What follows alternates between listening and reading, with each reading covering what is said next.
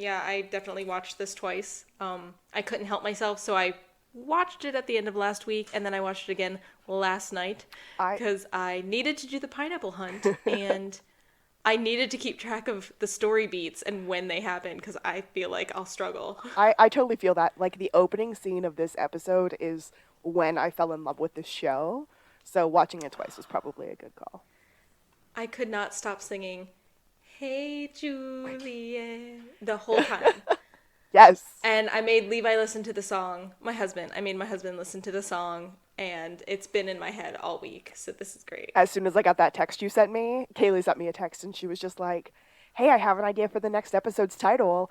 And it was a link to Hey Juliet, the YouTube song, and it was just beautiful. And There is an edit that's over scenes of Juliet from Psych, but the song quality is not good. So I really wanted you to hear the song. that's wonderful.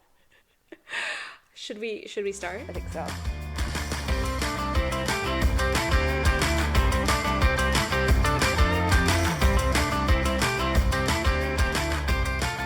This is To the Blueberry! In case you're wondering, To the Blueberry is a rewatch podcast of our favorite show, Psych. Psych. We're going to talk about our favorite moments, grab some pop culture references, try to find a pineapple, and hopefully have a really good time. And that is Alexis. And that is Kaylee. And just for the record, in case you missed it last time, I am the Gus. Oh, I'm the Sean. For sure. Hopefully soon we'll bring some of our friends onto the podcast who are our Juliet and Lassie. Yeah, Juliet should watch herself. She's lucky I'm unfortunately a straight girl because she's so lovable. This episode was season 1, episode 2, and I looked up the title this time. It was The Spelling Bee. Spelling with 2 G's. Was it? Yes, spelling misspelled with an extra G. I didn't even realize that. Oh my gosh. Yes, I love that. I do have a correction from our last episode. Oh snap, what'd you do? So at one point I was talking about when Sean was greeting the cop as doctor, and Kaylee and I kind of baffled back and forth, and we decided that it was from The Three Amigos, but it was actually from Spies Like Us.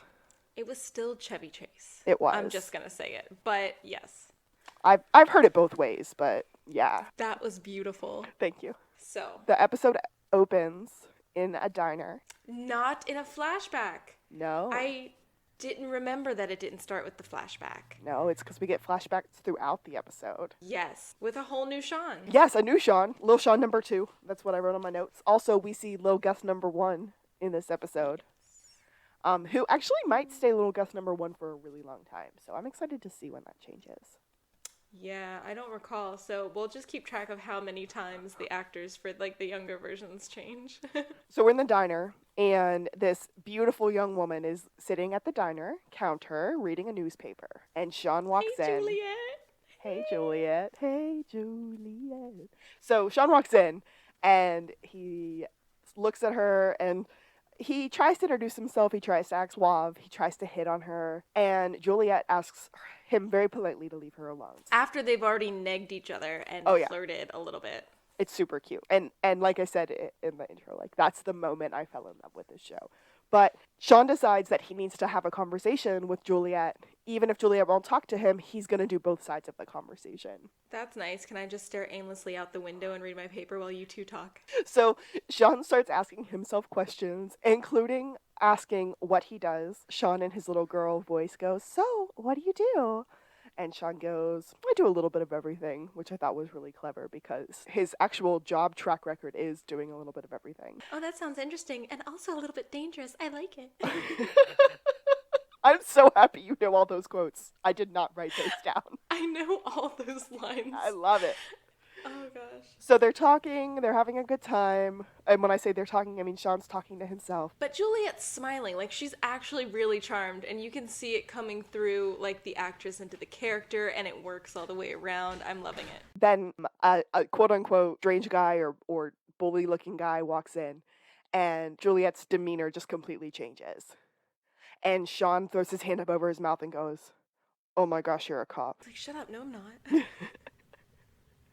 That scene ends with Juliet saying, can you do me a favor? And Sean's like, yeah, what? And Juliet says, duck. And she pulls out her gun, and the shifty-eyed guy that walked in was the bad guy. And Juliet is really shaking when she's holding her gun, and Sean realizes that this is Juliet's first job and actually calls her out. Yeah, he says, first time drawing your gun as she's putting it away in her handbag.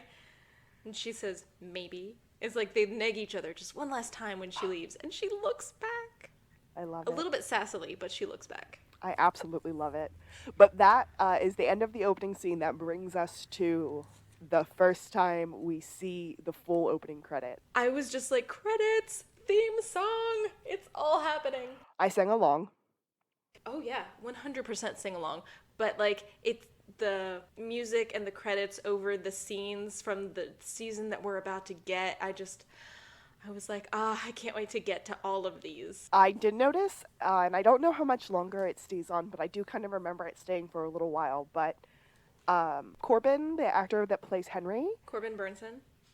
thank you, in his picture in the opening credits is one of the young pictures of him when he has hair. Oh, that And I terrible find wig. that so funny that was the picture they chose to put for him in the opening credits. He hated that hair.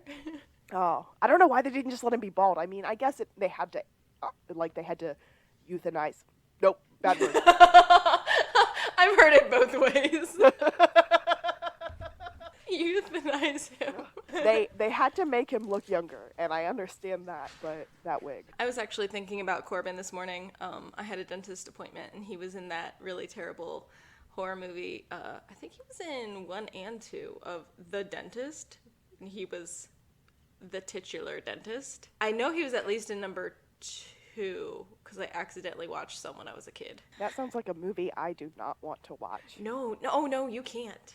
No, You can't. no, thank you. So we get through the opening and we get our flashback, and that's where we are introduced to Little Sean number 2 and Little Gus number 1. Little baby Guster is performing in a spelling bee, and little baby Sean is sabotaging him from the audience. He's just like, Gus is getting kind of hiccuped on a word, which I don't know what the word was. Aggiornamento. There it is. It's a word that there's no way I'd be able to spell.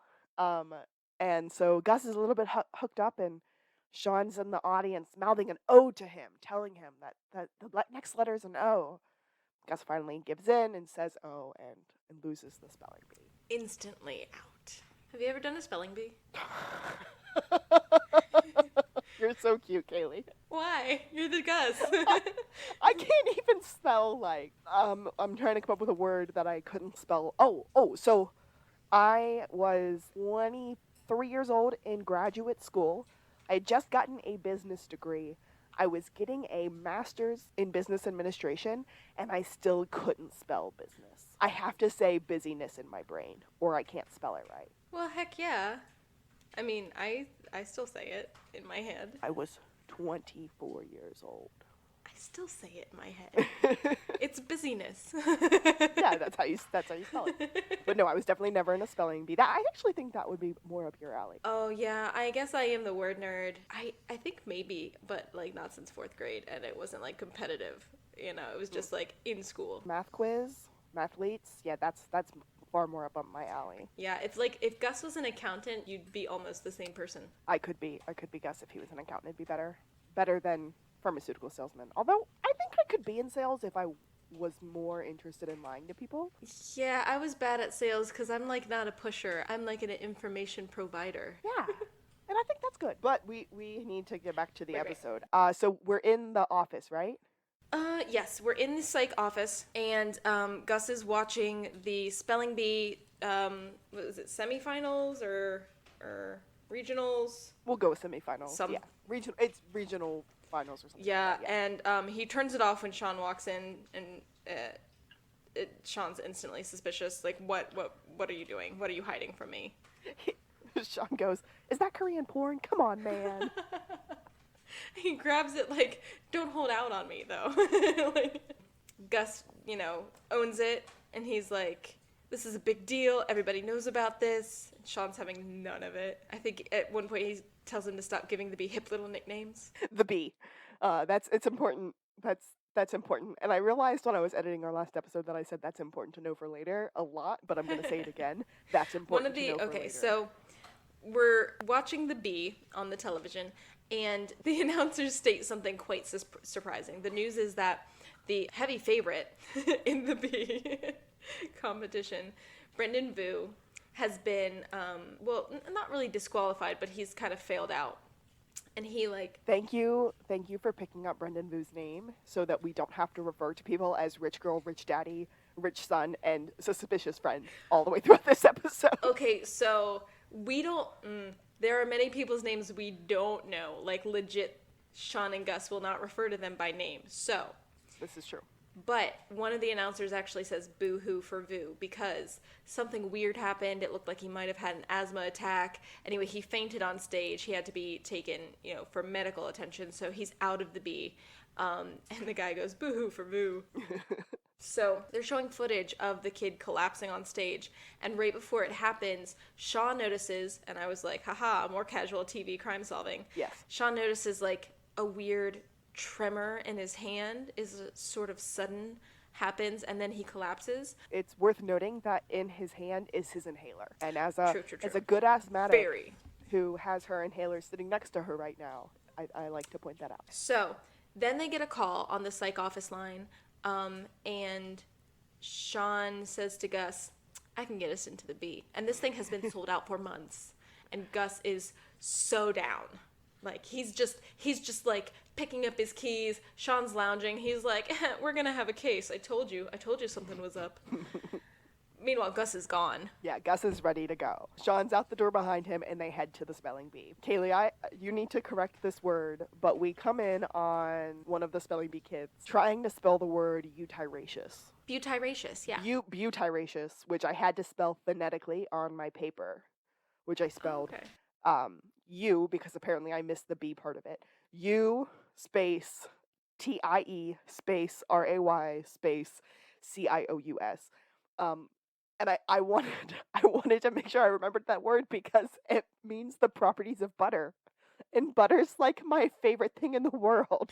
Having the characteristics or properties of butter. Yes, I have to use that word because right now, one of my taglines is, do you know what the secret ingredient is? Butter. Because I put butter in everything because I'm not a good vegan like Haley and I like butter. Good vegan meaning severely lactose intolerant person. So vegan food is safe. And I just like butter. But yeah, eutiraceous. I just adored that word. But the spellmaster, right? The spellmaster is giving the word, and the announcers come back onto the screen and they say, interesting, the spellmaster has never come out of his cubbyhole or catwalk or wherever he is, and but he's coming out to give a special announcement during our next break. So that's like a little teaser, and Sean and Gus are having a lot of back and forth. They're walking around. They were tasked by Vic, Chief Vic, with finding out what was wrong with the inhaler, what happened, was he sabotaged. That's the thing. Somebody thinks the child was sabotaged, so she's tasked Sean and Gus with finding out what's going on, because the bee's only happening for 2 more days, and then everybody's scattering to the winds, right? They're all going back to where they come from in the state or wherever. And we meet a lady named Miss Foot. Foote. And Gus is busting out his best big boy words as a former competitive speller. Which makes Sean all like, dude, why are you using such big words? And Gus is like, that's preposterous. I'm not use words like that. I'm not doing that. But Gus and Sean need to talk to all of the contestants. And Sean specifically asks only to talk to the contestants that are still in the beat. Because why would somebody who had already lost sabotage the favorite winner? Exactly. Sean asks the Miss Foot, Professor Foot, Lady Foot, to bring the students in one at a time, and he goes, let's start with the shifty-eyed ones. Gus nods it's perfectly reasonable. Yes, let's do that. So Sean and Gus are doing their interviews, things are going, everything is fine. I need to point out something that blew my mind real quick. Do it.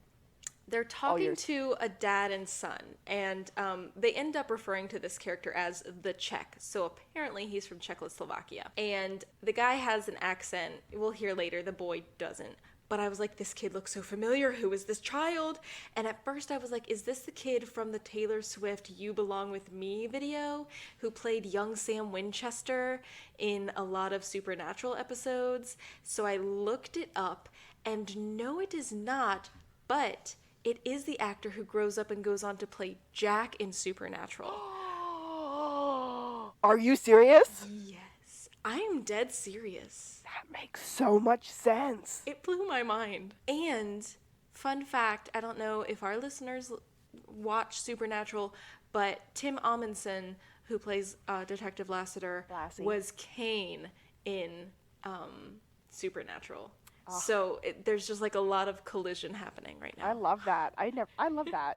That is such an awesome fun fact. Yeah, thank you.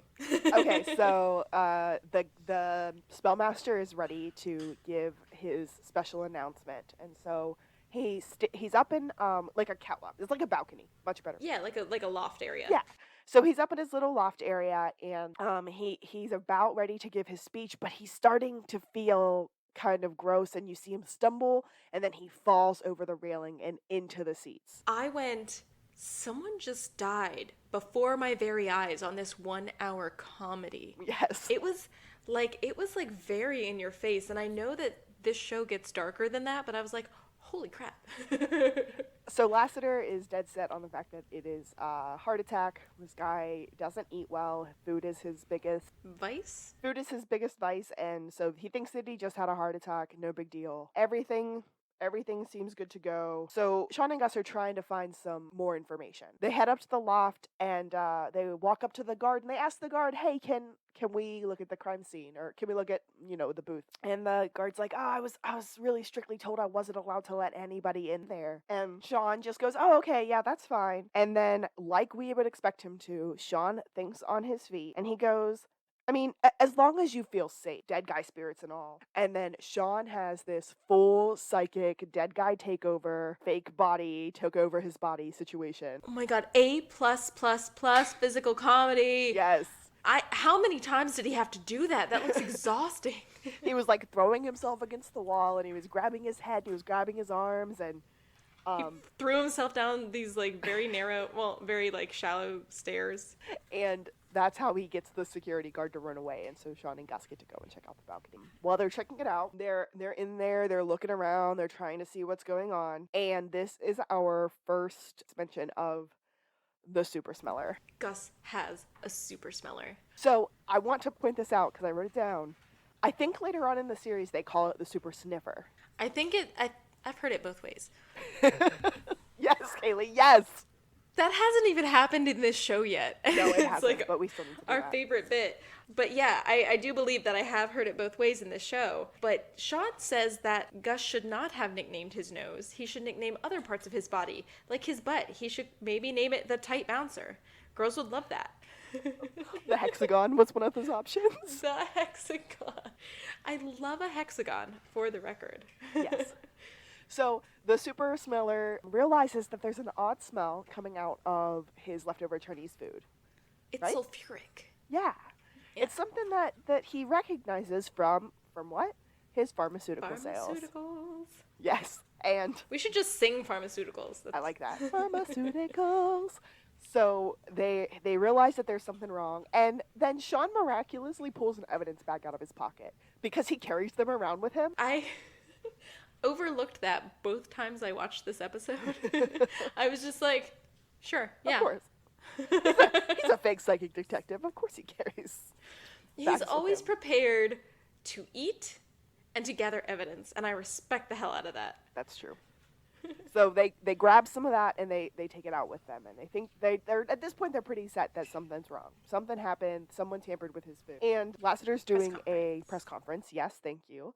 And that's when we find out that the reason Juliet is with us is because not Juliet from episode 1 was transferred because they found out that she and Lassiter were a couple. Right. That's the implication. They're like, they transferred his girlfriend. Yeah, and I was like, ha ha ha. But Lassiter's talking, everything's weird, and Juliet keeps telling him to be nice, to be cautious, to be careful. Be sensitive. Be sensitive, thank you. And Lassie's not being sensitive. And Juliet just cuts him off. And it was I so love that she felt able to do that. It was like a perfect moment where Juliet kind of got to show her ray of sunshine that balances out Lassiter so much more than Not Juliet did. Not Juliet, like, definitely, as we talked about last episode, had some struggles, but Jules just brings this beautiful ray. Yeah, she's forceful enough to like match him as like a professional equal, even though she's like a junior detective, but like she's just a completely different energy, and that really needed to be there. I love it so much. In true Sean fashion, Sean has to create a scene. It's Gus, because they're wrapping up the press conference, and Gus is like, quick, do something. They're not going to investigate this. They don't think it's a murder. So that's when Sean creates his very memorable scene, and he ends up screaming all this stuff that ends with, "It was murder." Oh, did I just say that out loud? Because he was having this psychic vision that he thought he was he was pretending he was having in his brain, but he said it all out loud. Well, by the end of it, they decide that they can investigate this as a potential murder. So they've made a spectacle for the cameras, and they've got their evidence bag full of stuff, and they're like, what are we going to do with this now? And Gus, I think he says something like, what are we going to do, take it to a lab? And Sean's like, I'll get a lab. He's got a connection. I might have a connection, I think he says. It. Yeah. He ends up going to Henry's and asking Henry for help. He holds up his evidence bag, and Sean said something along the lines of, do you know what this is? And Henry kind of cracks his head, looks at it, and goes, it looks like a number 15 with chicken. I was like, oh my gosh, that's so Henry. A++. Very dry, but he brings it. I like it. So he tells Sean that he'll help him, but only if Sean does something for him. And so we head out to the garage, and that is when we get our next flashback? We see this monstrosity made out of weak timber first. That's it. He brings it out of his garage, and is this when Sean says, it's creepy that you kept this? Yes. Because it's when we get the flashback, Sean was begging for a dog, and Henry's being like a real hard ass, but this whole scene really, if anybody knows a 12-year-old, it feels very accurate, like the way my brother would have to talk to my nephew, who just like wants what he wants when he wants it, and he's trying to like lay down the law and you know, say, you've done nothing to prove that you're responsible enough to have a dog, that you're going to take care of it, and Sean's accusing him of never giving him a chance to even prove it. So he says, fine, like, if you're going to be responsible enough for a dog needs a home, you can't buy the doghouse. Like, Sean gets really excited. I've seen them at the hardware store, the dog houses. He says, no, you have to make it yourself with your own two hands for the dog that you want to care for. So, challenge accepted. Sean's like, I'm doing it right now. And he runs off. And I think that's where, I don't know, I just felt like this little actor made me too sad. I was like, his little face is too earnest. Aww. I love him too much. I feel bad. Like, I do feel like he's trying, but he's also doing that stubborn thing where he's not asking for help. Yeah. And so he and his dad are another important point to remember for later. Yeah. Not asking for help, and he's butting heads with his dad, and they're just, I don't know, they're just like jockeying for position as like two men in these scenes. It's so funny. So he's doing a really bad job, a very amateurish, childish job at trying to build a doghouse, and then we go back to grown age Sean, where he's also doing a really bad amateurish job building a doghouse. So we're back to full-size Sean building a very amateurish doghouse, not growing building. It's twilight, and Henry's back from his poker game. He drove off to his poker game like, good luck, buddy. Yeah. And now he's back, and yeah, we're not looking real good, Sean. Sorry, bud. Everything looks bad, and Sean is just standing there, and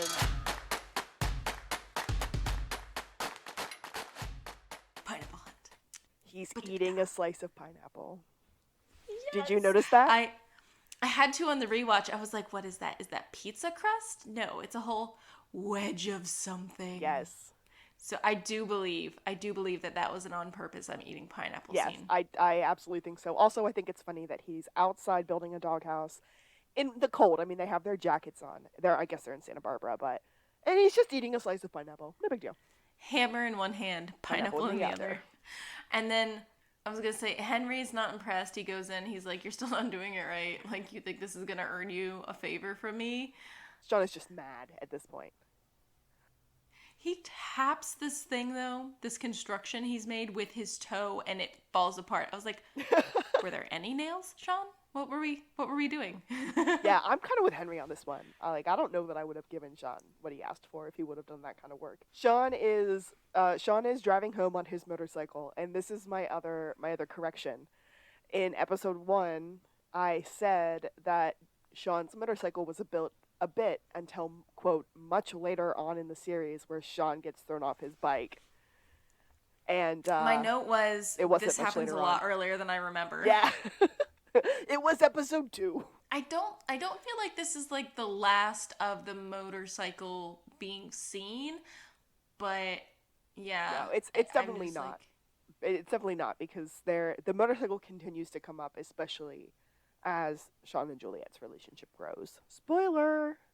Listen, if you're I if don't you're know how listening much to our we podcast and you don't know that, like, sorry. I mean, welcome to the show, Yeah. but like, yeah, I mean, the chemistry is there from scene one. Yeah. Oh yes. Sean gets run off the road by this big old van, this big old creepy van, and he gets thrown from his bike. He's in the hospital. This is where it cuts to Gus by himself. He's like at a restaurant, he's on the phone with a doctor, Oh and in the background, there's a television on, and it's got stuff about the bee on it. So then I wrote, Gus solves something using the television. Because inexplicably, there is the Czech kid on the screen spelling something. And for some reason, the camera does a close up on the child's hand holding his inhaler. Just random asthmatic child's hand. And Gus notices the doctor's name. He writes it down. I think it has a partial address too. So he writes it down. He gets off the phone. He's like, "Yeah, I'm going to need to call you back." So I wrote Gus for the win. Ha ha ha ha ha. And is that when he and Sean meet up?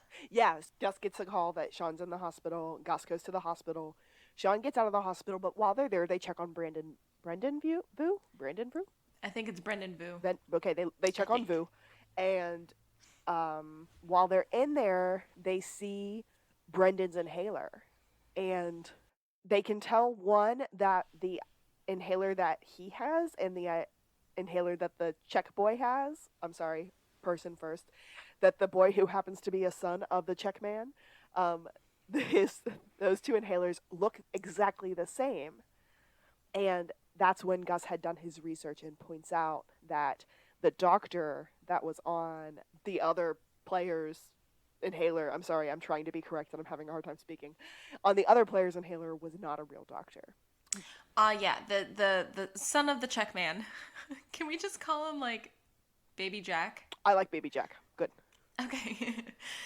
Baby Jack's inhaler and Brendan Vu's inhaler have different doctors, and Gus looked into it, and Baby Jack's doctor doesn't exist. It says he's a doctor in Ventura, and Gus says he did training on that route, and the last doctor on that route's name is something with a Y. Right. And he's like, it's a fake. And Sean is very triumphant at this point. My quote I have written down is, "You're saying that inhaler is fake?" I actually wrote it with the dot dot dots in between. I don't even know if they actually said that, but that's how I wrote it and I liked it. Oh, I love that. And then Sean just pieces out of the hospital and goes back to Henry. Back to the doghouse. And it's such a good father and son moment. I don't even know exactly what happened, but at some point Henry just leans over and starts helping Sean build the doghouse. Yeah, it was like, "Oh, you're running your roofing vertical." He's like, "Yeah, it looks that way." And then he's like, "You might want to pop in I don't know, some kind of support beam or something." And Sean's just sort of like, "Yeah, that might be a thing."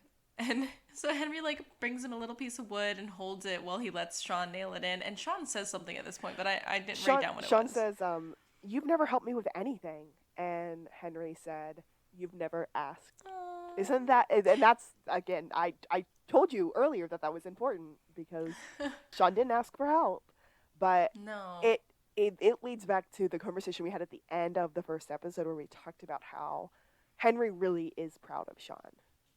They really do have this growing and beautiful relationship, and they're just getting to know one another a lot better. Yeah, I think it helps that like Henry's authority over Sean isn't as absolute as like, father of a child, because Sean is seriously like a strong-willed, stubborn personality, Mm-hmm. and I think Henry is too. Yes. And I think you need that little bit of distance. But yeah, they're like gazing on this doghouse they made together.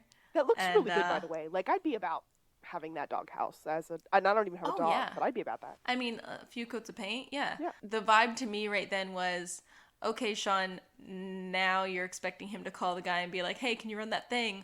But Henry's already got the folder, yo. Yep. Henry had already gotten the information because the guy that he quote unquote still sees sometimes is at his poker game from last night. I know, he had this on lock, which I love. He was like, yeah, I might help you, Sean, if you A, B, and C. But, like, he's just, like, on it. He's just not telling Sean he's on it. Fathers and sons, big heart. So petty. So the doghouse is done, and they do find out that that Chinese food had been poisoned with something. Sean got that information from whatever Henry told him. And, yeah, I think Gus knows a little something about it, too. But I did notice Henry opens the fridge to get some beers, and there's no light in that fridge. They had the door opening towards the camera, like so that you could see into the fridge, and I was like, you guys, I'm paying way close, like, I watched it twice. I shouldn't be paying this close attention. I'm looking for pineapples, y'all. Yeah, they end up heading back to the Santa Barbara Police Department to tell them, hey, listen, this is murder. We know it is. We need you to run. That's it. Kaylee's making a psychic head right now. Oh, I'm putting my fingers to my head. Sean's like, I sense it's in the food. The food is bad. You have to test the food. I don't know if you saw this or not, but from this point to the end of the episode, because it's all the same day, Sean is wearing a shirt that says BS. Oh no, I didn't notice Yeah, that. his It says BS. the logo on the front of his shirt says BS. I don't know what that shirt could have been from. I don't know if it was an accident or if they specifically picked that shirt as another, like, wink wink nudge nudge, he's lying to you. But I thought that was I really love that. So, if I can cut in to say, this is where Lassiter's going, are we seriously listening to this? This is ridiculous. And Juliet says, is it? I love Juliet. Because from the beginning, she's like, are we opening a case? Are we, postponing the B? Like, are we doing anything? And he's like, no. This is important to the city. This is important to the mayor, to the hotels, for business and stuff. I'm a capitalist. And she's always like, okay, but couldn't we look at other avenues? Couldn't we consider some stuff? So she's like a very open person, and that's very, very clear, which I love. But Lassiter makes the mistake of making a demand and calling Chief by her name. He says something along the lines of, come on, Karen. Yep.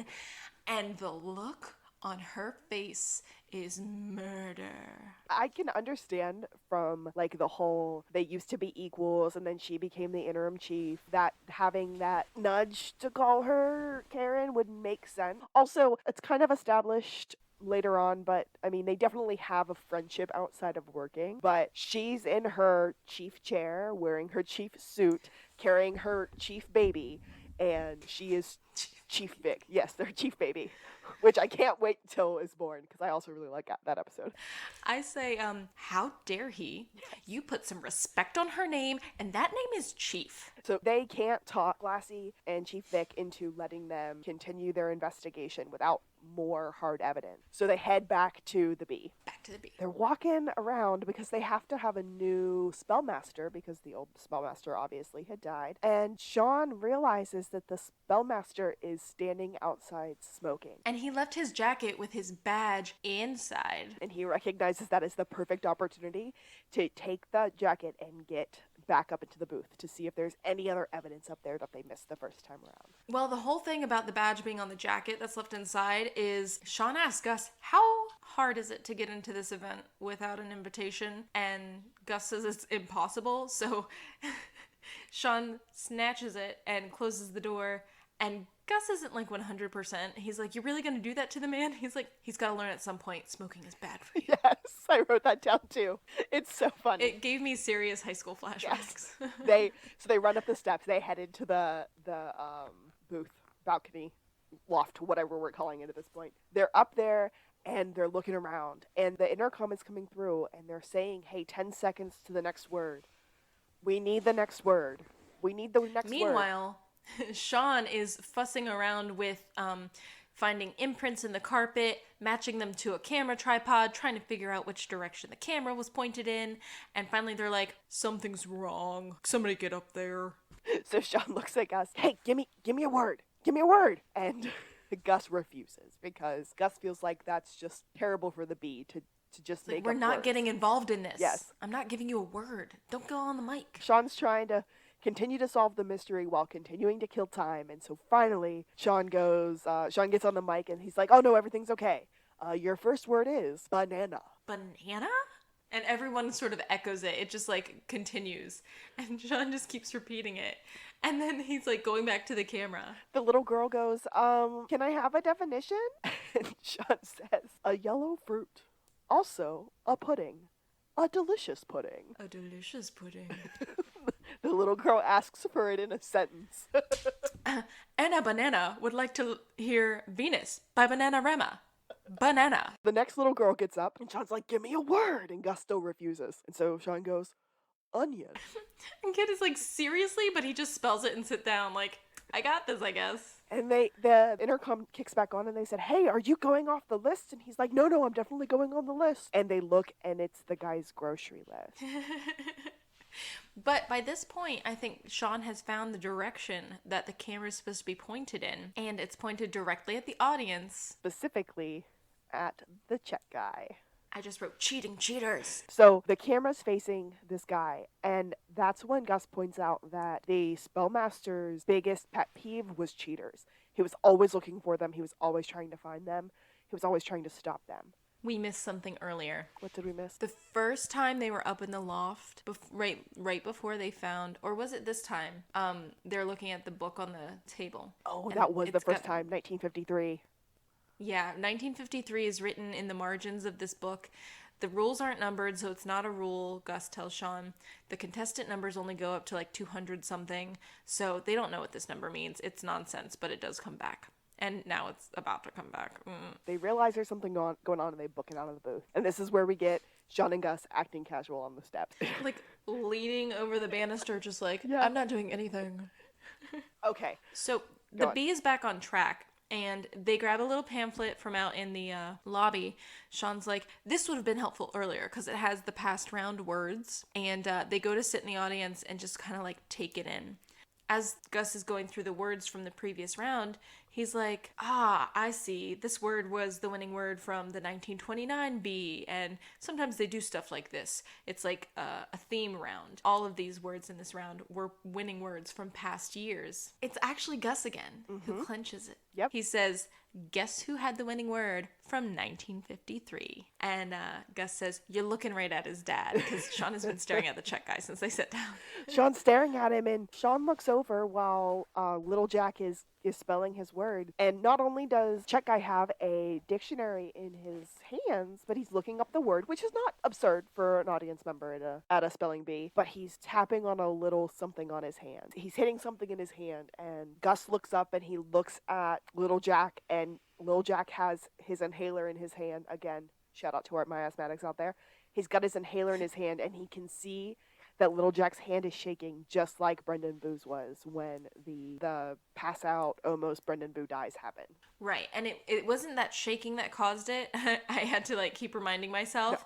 No. It wasn't like, whatever was happening with that hand. It was that Brendan Boo needed an inhaler, tried to have a puff of an inhaler, and nothing happened. So he fainted from lack of air. Yep, That's a real thing that happens. Carry your inhalers. Make sure the people around you know where you carry your inhaler. This has been Inhaler Corner. Yes. Bum, bum, bum, inhaler. I don't know how they segue from that to Sean having another psychic freak out, but somehow it happened. Do they interrupt the bee? Am I remembering? I don't know. All of a sudden it's like, spectacle! spectacle. I have to have my vision. I'm having my vision. And then he, like, outs them. Right. And he starts with his vision, and Lassiter looks over. Chief Vic said, can't he ever just tell us to arrest someone? Like, does he always have to do this? And Lassie goes, yep. Or, no, it was, Juliet goes, does he do this a lot? Oh, that's it. And then they both answer in unison. So while he's having his psychic moment, Lassie looks at Chief Vic and said, do you want me to cuff him? And Karen goes, why would I want that? Lassie said, just a suggestion. Because Lester just wants to cuff him so badly. But while Sean is having his moment that he shares what had happened, he refers to the spelling bee as the bee. And the camera pans to Gus, and Gus just has this little smirk on his face because I think Gus finally feels like Sean is taking the spelling bee for what it truly is to Gus, which is a really, really big deal. I said Gus, all smart and cool, with his face that just says, you know that's right. You know that's right. I don't know why I wrote this. I wrote sabotage for us both, haha, and I don't know why. I have no idea. Essentially, the spellmaster had been using the tripod and had saw Dad transmitting something to his son to let him know how to spell the words. That's why he was putting down 1953, because that was his way of noting that he knew something was wrong with Little Jack. Also, I don't know why we're calling him Little Jack, but I really like it. Because he was in Supernatural as Jack, and we don't know his character's name in this. That's very, very good. I somehow forgot that in this last 30 minutes. So he tells everybody everything. He points everything out. He talks about the concern. And finally, he looks at Little Jack and says, spell some random word for me. You can't, can you? You don't know how to because your daddy's not cheating for you. Snap. And then they realized that Dad had killed the spellmaster and attempted to run Sean off the road. And Sean just puts it all together in his beautiful, beautiful synopsis of what had happened. We should say that the stakes here are that winning the spelling bee ensures entry into almost any university in the country and like scholarship money and like, you know, all these perks and a future for this kid. So like the stakes are high for this dad. But to quote Jake Peralta from Brooklyn Nine-Nine, cool motive, still murder. Like the synopsis ends. They arrest Dad. They take the check away from Little Jack. Everything looks good. They're leaving the bee. And this is when Sean so casually or not so casually points out that he's so happy that Gus did not win the bee. Because if he had won the bee, he would have been a nerd and he never would have been invited to parties and he never would have had a girlfriend and he never would have been friends with Sean. And he's talking about all these reasons why it's so good. And Gus, like, agrees. He's like, I mean, yeah, I guess things happen for a reason and my life turned out pretty good. But then Sean goes, yeah, that's why I had to give you the wrong letter. What? Come on, man. Everyone knows it's an I. A giardamento? It's not an O. Everyone knows it's an I. And Gus loses it. And he starts chasing Sean around. And so I want to point this out. And I think this was probably an ad-lib moment that they left in, although it's inconsistent with the story. Sean said, and what happened after you lost the bee? You hooked up with Melinda Castleberg. Or, I'm sorry, you went out that night and you hooked up with Melinda Castleberg. Oh, yeah, you threw caution to the wind and I think he made out with her at somebody's party or something. Well, they used the word hooked up. And I was like, Little Sean and Little Gus are in, like, the 6th grade? Yeah, they were like 12.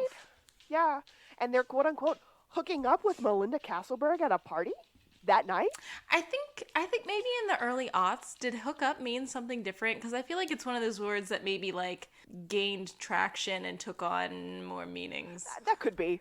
And, you know, it could be that he danced with her or he went on a date with her or whatever. But that moment, I was like,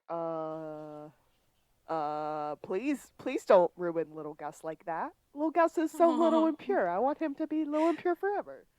Little and pure Gus.